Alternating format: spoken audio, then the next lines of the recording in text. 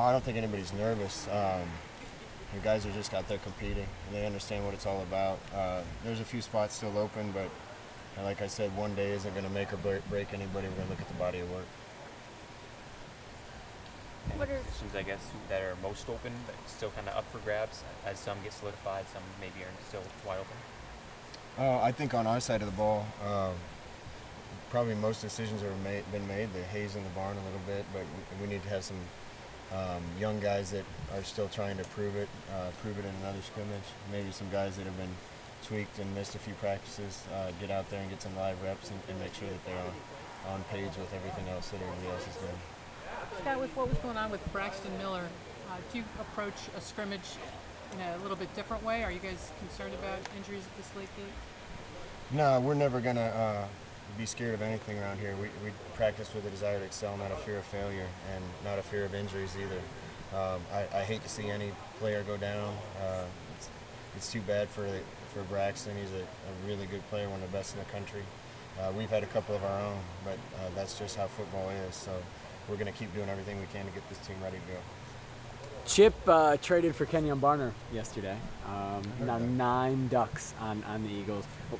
What's your reaction when you see him picking up all these former players and guys that you coached? More than anything, I think when Chip picks one of these guys up, it's a compliment to them, because if Chip's been around them for 3 or 4 years and knows who they are and what they're all about and is willing to take them, that says that they're not just great players, but they're the right kind of people.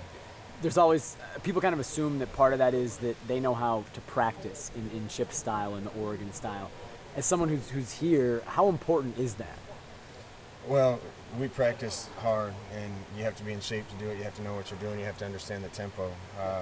I don't know their situation or why they felt like they needed another running back, but I know if you're going to pick up a guy late that's going to have any chance of knowing that offense by the time the first game rolls around, if anybody can do it, it's Kenyon. It's going to take him about 3 days to understand it and be up to speed.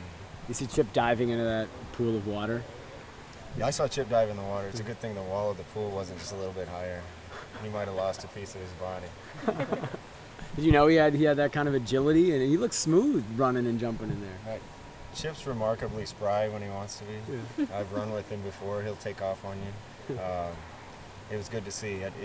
More than anything, this ALS challenge is kind of sweeping the country. I hope people remember, and it's not about dumping water on yourself. It's about donate to a worthy cause.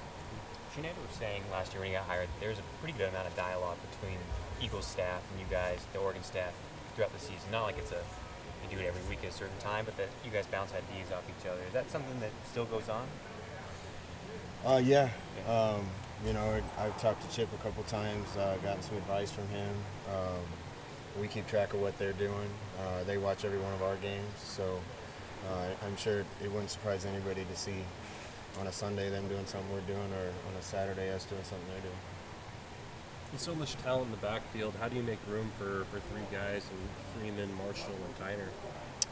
Well, having depth of position is not a problem. It's a blessing, and we feel good about our running back spot. We feel good about several other spots. So there'll be a time and a place to get all those guys on the field, and we're looking forward to seeing what they can do.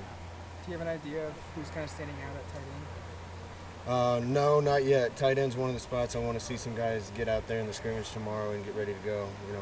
Farrell came in and missed some reps because of a minor thing, and he's back up to speed now, so he's going to be a guy that we're going to want to get some reps tomorrow and make sure he's ready to go.